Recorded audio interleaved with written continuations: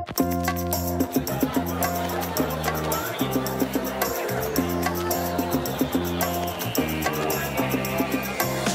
and welcome to this week's episode of the GrowVC Everyone Funding Startups podcast.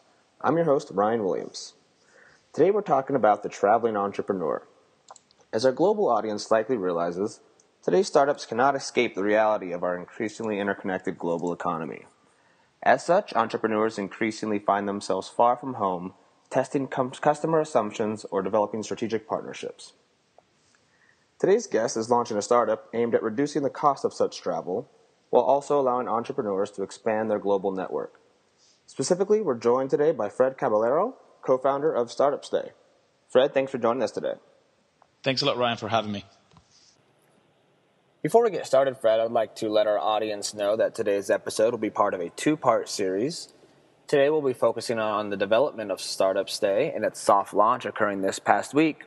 And then we'll follow up with Fred in about 6 weeks ago to check in on the status of that soft launch, to see whether his customer assumptions have been validated or invalidated, and where he plans to take StartupStay as a result of the feedback he received during the soft launch process. So if at any point during this episode you develop a critical question you'd like to ask Fred, please feel free to email that to me at ryan@growvc.com, and I'll be sure to ask Fred in our follow-up episode. Well, with that housekeeping out of the way, Fred, why don't we just jump right in, and maybe you can tell our listeners a little bit about StartupStay and how you came up with the concept. Great, absolutely. So I'll answer the first question first. Basically, StartupStay is a global community for entrepreneurs that travel. So in essence, entrepreneurs in startups can stay with and host other like-minded entrepreneurs when traveling. So both guests and hosts will give back by sharing knowledge or skills or even tapping into their business network as part of the experience. You don't pay to be hosted, and membership is by invitation only. The platform will serve entrepreneurs that want to meet other fellow entrepreneurs naturally when traveling or at home, and that also very much value building meaningful face-to-face business connections with entrepreneurs around the world, gaining local insights, and naturally eliminating accommodation costs. The concept pretty much came to us. The other co-founder is Facundo, my partner. He's based in Dublin. I'm based in London. And we started a web agency back in 2008 in Dublin. And we always fantasized with, coming up with our own product. So like a year ago after we started reading, that really helped us, Running Lean or the Lean Startup, and reading loads of blogs and getting more into the experience of starting experimenting and doing something that you really loved. We came up with a few ideas that didn't work out, but then we said, wait a minute, we both speak different languages, we both have traveled and lived in different countries. Why don't we do something around entrepreneurship, what we love, and also travel? And that's when StartupStay pretty much came as a first idea. As a consequence to that, while we were thinking or developing the idea, I'm a Tech Hub member, and Tech Hub is a global co-working space, and they just opened an office in Riga in Latvia, and I started seeing through the internal network, we use Yammer, I started seeing a few folks from there saying, hey, we're coming over to London, would you have a place where to crash, and we don't have to pay for a hotel, and all different types of explanations. And I said, we can certainly solve this problem, but in a much deeper level and on a global scale. So that's when we started. Pretty much this was like 5-6 months ago, and we started just working on a prototype and first working on a few experiments as well before that.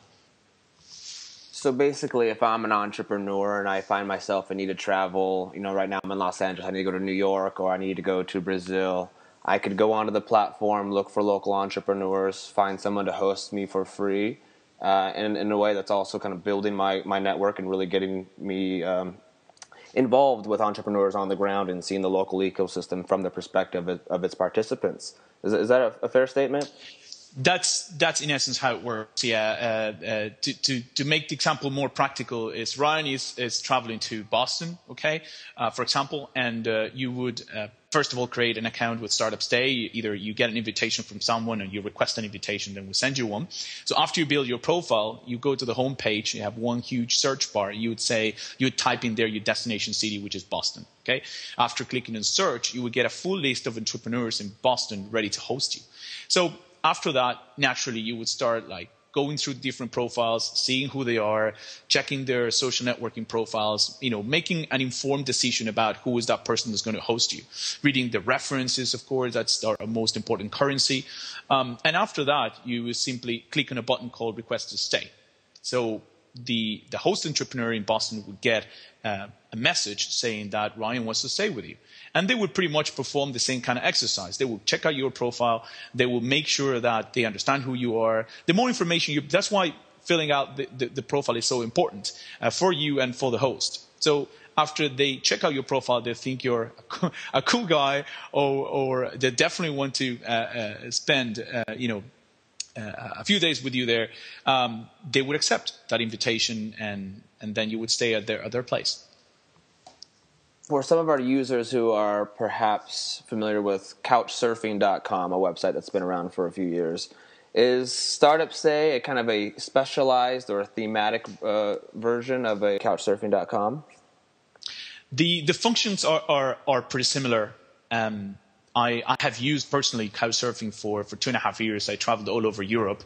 I find it a fascinating experience. I've both hosted and surfed. It's a wonderful experience. Yes, absolutely. Yeah, and even though they're one of our competitors, I still keep saying great things about them because all my experiences have been phenomenal. And that's one of the other key things that led me to think that we can make out of this community something really, really great.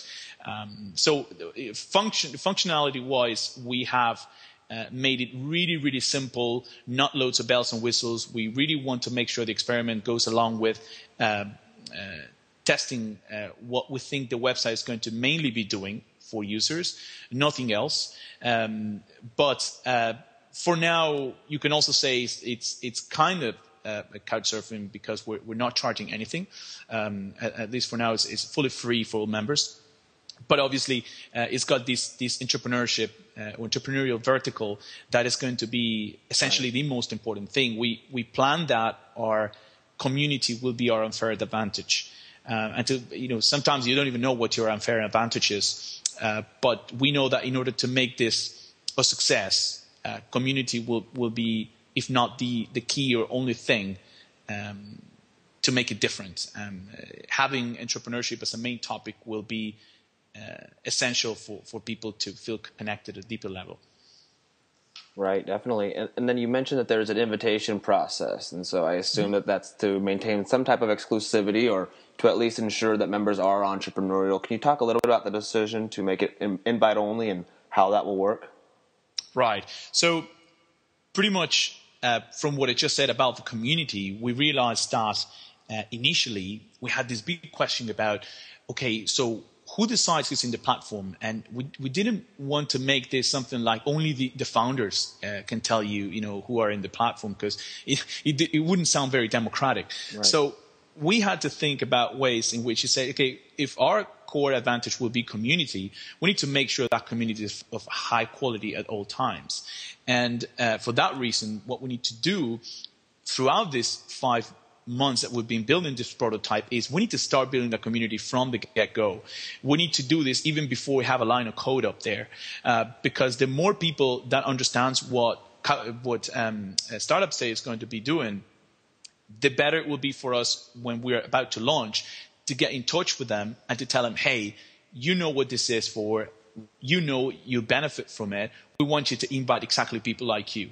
And for that reason, we did that pretty well. We got a very good conversion rate on our holding page throughout that period. And we also made very good connections, especially here across London, Dublin, and other communities. We network a lot online and offline.